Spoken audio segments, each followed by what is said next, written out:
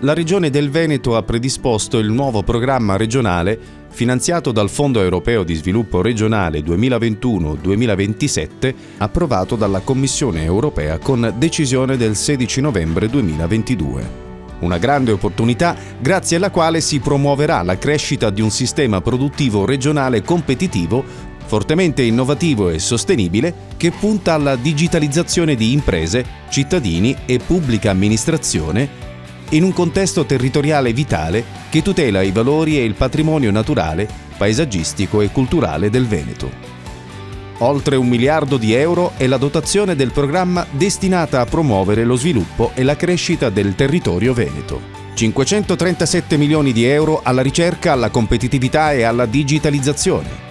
303 milioni sono destinati all'efficientamento energetico nei settori pubblico e privato, alla promozione di energie rinnovabili e a interventi volti a mettere in sicurezza il territorio dal punto di vista sismico e idrogeologico, alla gestione del ciclo di rifiuti e alle infrastrutture verdi in aree urbane.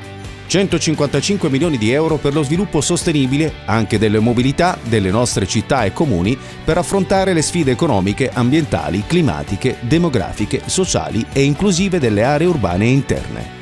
36 milioni di euro per l'assistenza tecnica. Per ulteriori informazioni visita il sito programmazione-UE-2021-2027.regione.veneto.it.